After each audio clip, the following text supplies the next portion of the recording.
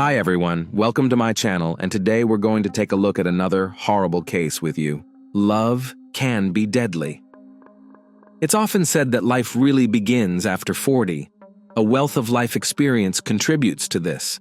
For some, maturity marks a period of gaining self-confidence because not everyone has lived their life the way they wanted. For example, some people didn't know themselves or their true desires, so they followed others' advice instead. Or they might have chosen the wrong life partner. A fear of social judgment often led to taking the path of least resistance. Sometimes with age and the realization that half of one's life has passed, comes the liberation from old fears and complexes. For such individuals, turning 40 is a sort of blossoming. Once the kids are grown, they can spend more time on themselves, leave past relationships behind, and try to start new ones. Shannon Starbuck, a 42-year-old woman in our story today, believed this as well.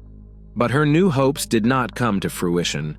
On December 3, 2011, Shanine was found on the bedroom floor of her own home. She was lying on her back in a provocative pose. On her stomach was an erotic massager.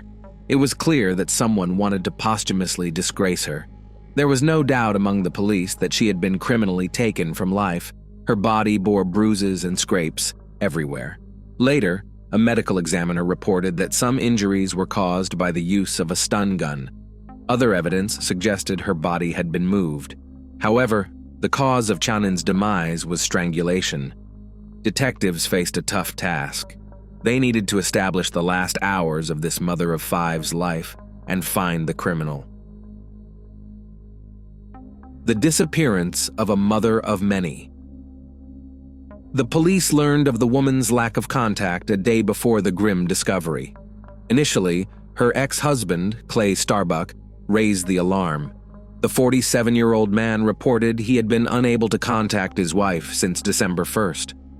Around 3 p.m., Shannon texted her daughter that she was unable to pick up the kids from school due to feeling unwell, and asked to wait for their father, whom she supposedly had informed of the change in plans. However, his phone was off, so he was unaware of the situation. Marshall and Serena, the younger brother and sister, were tired and hungry. Therefore, the 15-year-old Logan decided to call her older brother. She asked him to drive them to their father's house, located a couple of blocks from their home. Upon arrival, Austin reported that he too could not get in touch with their mother. Perhaps she had turned off her phone to rest and recover. The boy put the kids in the car and drove them to Clay's house. The man was not expecting them, but was genuinely pleased by the unexpected circumstances. After the divorce, the older children had stayed with him, and the 3 youngest with their mother. Therefore, the father decided to enjoy their company and did not disturb Shannon. Moreover, such incidents had happened before with her. Besides, he expected to see his former wife at the school basketball game that evening, but she never showed up. On December 2nd, Mr. Starbuck drove the children to school and headed to his ex-wife's home. The front door was locked, and the blinds were drawn. Since he didn't have a spare key, he tried to enter, but was unsuccessful. Clay then sent a message stating that if Shanine did not show up by 7 p.m., he would contact the law enforcement. After waiting until the agreed time, he went to the police and explained the situation. 2 sheriff's deputies went to the provided address, but, finding nothing suspicious, returned. The officers suggested waiting another day. If she didn't make contact by then, he should come back. Disappointed, Clay went home and waited for news. The next day, he went to the station again. Unexpectedly, they told him that his wasn't the only report. A friend and Shannon's mother had also been unable to reach her. This was uncharacteristic of her. This time, the police approached the case more responsibly. 48 hours had passed since Mrs. Starbuck's disappearance, and several people were concerned. After obtaining the necessary permission, the police went to her home again. What secrets did Mrs. Starbuck's home hold? Upon arriving at the residence, officers broke the lock and entered. There were no signs of a break-in or robbery. At first glance, everything was in its place. However, the idyll was disrupted as soon as they entered the woman's bedroom. That's where the grim truth was revealed. Shannon Starbuck hadn't just disappeared, she had been brutally ended. It appeared she had just gotten up. Her bed was unmade, the blanket lay nearby. The sheet was missing from the bed, and the mattress cover was stained red. The deceased's cell phone and diary were on the dresser. Forensic experts focused their attention on her room. They examined all available surfaces for fingerprints. Some had been wiped clean, but 12 latent prints were found on the massager's box and the bathroom mirror. Numerous traces were also found in common areas.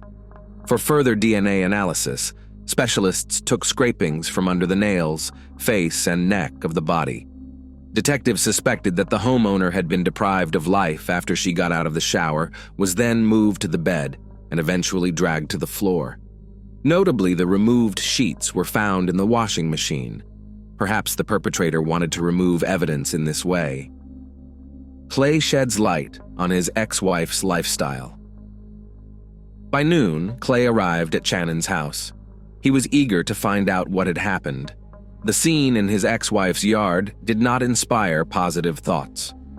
The perimeter of the building was cordoned off with yellow tape, and an ambulance and several police cars were parked near the lawn. Mr. Starbuck was the first to be informed of the woman's tragic end.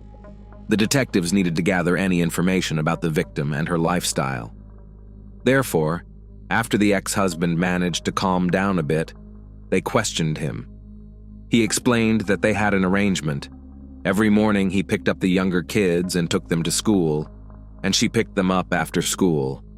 However, this routine was sometimes disrupted. That happened on the morning of December 1st, when his car broke down a couple of blocks from home. Usually, waking up early, he would drive around the neighborhood and warm up the car.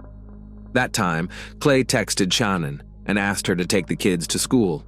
He then went home to wait for it to warm up. Around 11 a.m., he tried to start the car again, but once more, it wouldn't start. Giving up, he went back inside to nap. Mr. Starbuck didn't notice as he slept for several hours. During that time, his cell phone died. To substantiate his claims, he showed the correspondence with his ex-wife. At first glance, everything added up. Moreover, Clay was very cooperative, handing over his cell phone, DNA material, and fingerprints. He also confessed that he had been worried about Shannon because the divorce had changed her and made her more vulnerable. When officers asked him to elaborate, he shared that, being single, the woman had registered on a dating site. As she remained attractive, she had a wide circle of admirers. According to Clay, she might have been seeing some of them simultaneously. Following his logic, one of these lovers might have sent Shannon to the afterlife. Unfortunately, he couldn't name anyone, as he didn't have such information. Throughout the conversation, Starbuck desperately cried. He explained that it was difficult for him to accept the fact of his former lover's death and to speak of her in the past tense. After recording his statement, the officers sent the man home. Poor guy had to tell the children about their mother's death. Beginning of the investigation. The case involving Shannon Starbuck's demise was gathering momentum. Investigators questioned the Starbuck family's neighbors, focusing on every detail, especially reports of unfamiliar people and vehicles in recent weeks. An autopsy confirmed a chest trauma consistent with the use of a stun gun and also revealed that she had 10 broken ribs. The injuries inflicted upon her head and body were severe and likely caused by a blunt object. The external appearance of the injuries made it difficult to determine the exact time of death. The expert estimated that her life was ended sometime between December 1st and 2. Scratches on her body suggested she had been moved. Because her neck bone was broken, the medical examiner stated that something soft was used during the act of strangulation, possibly a hand, a towel, or even a sheet.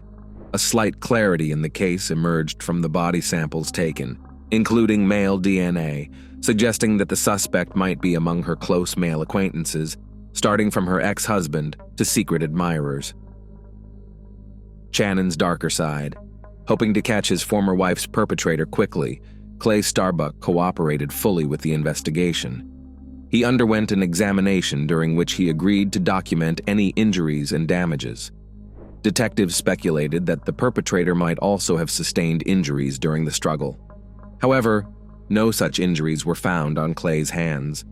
Following him, the 21-year-old Austin and 18-year-old Blake were also examined.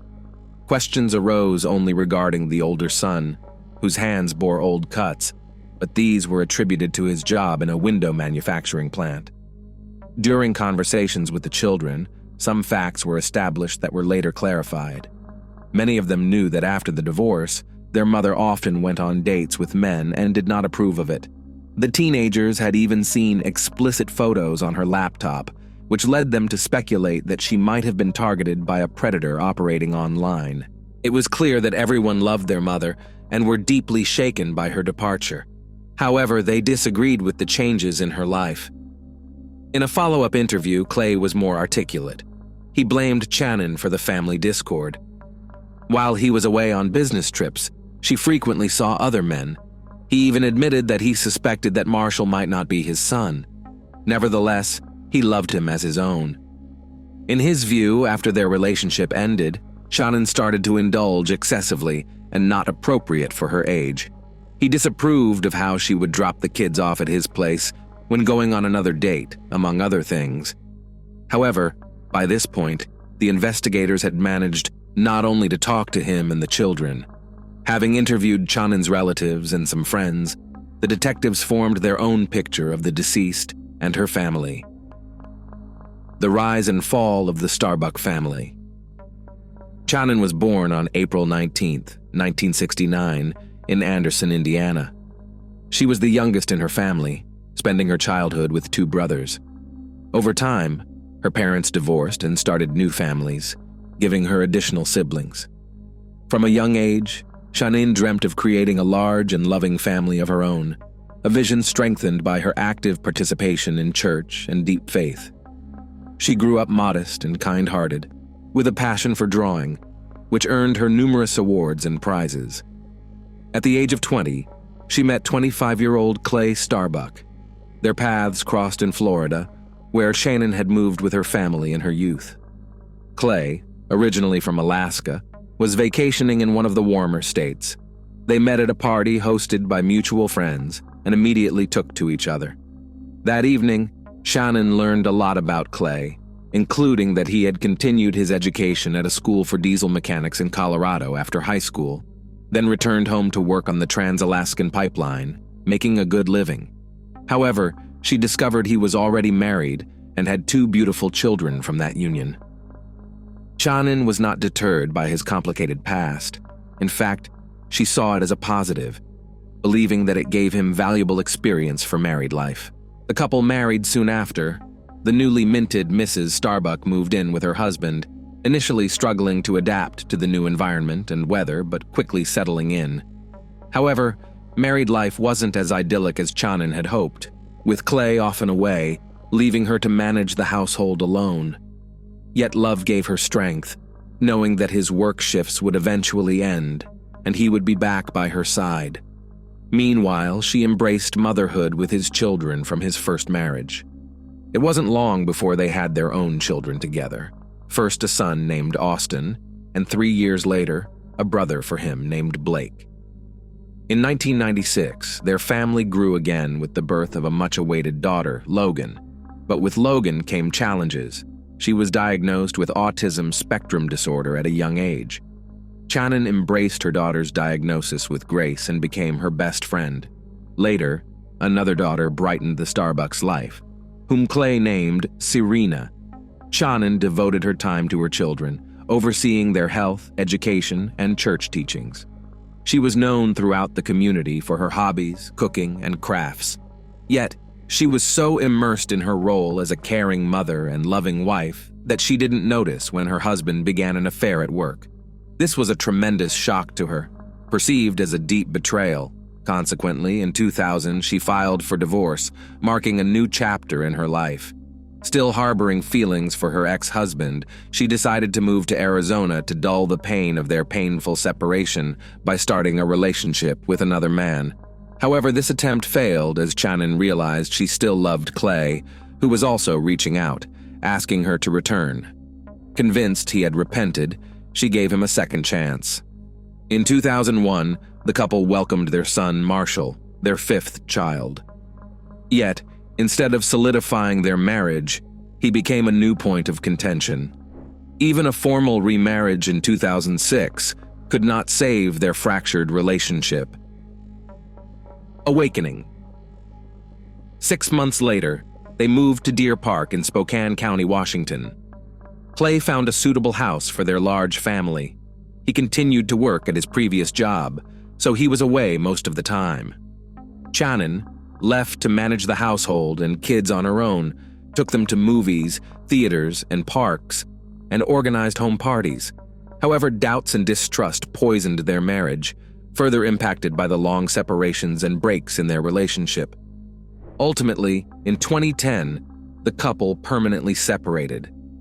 Crossing into her 40s, Shannon began to rebuild her life, holding on to hope that she might still experience the joy of love. She resolved never to give up or repeat past mistakes. Even when Clay suffered a serious injury, she chose not to return to him. Nonetheless, she supported her ex-husband and provided whatever help she could. In February 2011, Clay left his job and settled permanently in Deer Park, staying close not just to his children, but to Shannon as well. He still hoped she would return, but she did not share his view, and finally finding freedom, she enjoyed it. After undergoing surgery, Austin and Blake moved in with their father, happy to be away from under their mother's constant supervision.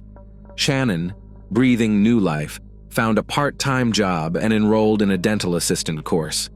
Tired of being a housewife and needing to support her family, especially as her ex-husband stopped paying child support due to his illness, she still had him nearby for emergencies. The children stayed with him after school every Wednesday, as well as the second and fourth weekends of the month. That summer, Shannon proudly received her certification, marking off one dream and starting to pursue another. Hoping to meet a worthy man, she created a profile on a dating site, feeling a keen need to live for herself. She also regretted spending her best years on a man who did not appreciate her and was capable of deceit. However, a criminal plan one December morning ended her dreams. Shannon Starbuck's funeral took place on December 10, 2011. The large number of people who came to the service testified to her being a bright and sincere person. She found her final resting place at a cemetery in Orlando. Search for the culprit. Public attention to the woman's death spurred law enforcement to move quickly. While focusing on her ex-husband, detectives decided to verify his alibi. As a result, they retraced Clay's movements on December 1st. He once again explained what had happened that morning and detailed where and how his car had broken down. Additionally, the results of the initial examination came in. Starbuck's fingerprints did not match any found at the crime scene. This led to a decision to check him against existing databases, while also focusing on Shannon's mobile phone, laptop, and personal diary. At the same time, they explored the possibility of other people being involved in the crime. After carefully examining Mrs. Starbuck's mobile phone, detectives added several names to the list of suspects. Men she had communicated with on the dating site raised suspicions. One, Tom Walker, had scheduled a date with her on December 5th. Hours before her demise, they had candid conversations and exchanged photos. Tom had asked Shannon to take a photo using an adult toy, which she refused. Notably, her body was later found in the exact pose mentioned by Tom. Within an hour, Walker was located. He was shocked not only by the news, but also by being considered a suspect. He immediately explained his activities on the day of her death, which were confirmed by colleagues and surveillance cameras. Next on the list was John Wilson, who had scheduled a meeting with Shannon on December 1st. From their correspondence, it was clear he was not looking for a serious relationship. Their interaction was merely casual. It also turned out that the suitor had used a fake name. His real name was John Kinlane. He worked in a completely different field than he had claimed and was married, hence the secrecy. On the day of the crime, Shannon postponed their morning meeting to a later time, citing headaches. Eventually, the date did not take place. After taking a DNA sample from him, he was released. His alibi was corroborated, even as his deception was revealed to his family. Critical evidence. After these developments, the investigation reverted to square one. While examining Chanin's mobile phone, detectives made a request to the cellular service provider, uncovering another significant detail. It turned out that a 911 call was made from the victim's phone at 9:18 a.m. on the morning of December 1st, but the suspect deleted it from the call log. Thanks to a request to the emergency services, the 30-second call was retrieved. Unfortunately, it contained nothing but sobs and rustling sounds before abruptly cutting off. It was also discovered that after the failed call, the call center operator tried to return the call, but it went to voicemail. According to GPS data, Chanin's mobile device was located at her home, pinpointing the exact date of her demise. She had been deprived of life after dropping her kids at school and returning home. This meant that the 11 messages sent afterward were not sent by her. The suspect tried to confuse the investigation. Moreover, he was close to the Starbuck family, as he used a nickname for the youngest son, calling him Marsh in the correspondence. After this information, Clay's statements underwent further scrutiny. He had sufficient motive for ending his ex-wife's life, divorce. Not all partners accept new realities with dignity. Moreover, he had a perfect opportunity, knowing her daily routine. Thus, authorities decided to again track the suspect's car route, this time using street surveillance camera recordings. This is where officers' suspicions took shape. Starbuck's car had not broken down. Concurrently, results from another analysis arrived. DNA material collected from Chanin's body matched the suspect's samples exactly. Harsh reprisal. The scenario unfolded as follows. On the morning of December 1st, Clay sent a message to his ex-wife asking her to take the kids to school, fabricating a car breakdown. While she was out, he entered the house and waited. During this time, he accessed her unprotected laptop and found personal correspondences that infuriated the already jealous Starbuck. When Chanin returned, a heated argument ensued, which ultimately led to bloodshed. This explained the unusual pose in which the deceased was found, an act of vengeance for her newfound freedom. Afterward, Clay stayed in the house, impersonating her in text exchanges. His intentions to harm his ex-wife might have been long-standing. Now, a friend's words to detectives took on new meaning. During a conversation, she mentioned that Clay and Chanin's relationship was far from what it seemed. Chanin had confessed in candid conversations that she was tired of his constant control and criticisms. Daring to divorce, she feared he might harm her someday. From June to November 2011, she had repeatedly contacted the police, claiming her ex-husband was stalking her. She felt unsafe even in her own home, hence did not trust anyone with the keys. Ultimately, she managed to secure a restraining order against Clay, so their communications were confined to text messages. Careful examination of Mrs. Starbuck's diary made it evident that she not only feared her former lover, but believed he was turning the children against her. He concocted vile stories and portrayed her as promiscuous. Thus, the children's reaction to their father's arrest on February 6, 2012, was not surprising. They refused to believe in his involvement. They were not perturbed by the fact that a tracking program was found on their mother's laptop and a hard drive labeled Chanin's desktop computer in their father's house, along with printed correspondences. The older children doubted the authenticity of the DNA analysis, believing the accusation against their father was far-fetched and the case fabricated. However, the views of law enforcement and other relatives differed. Triumph of truth and justice.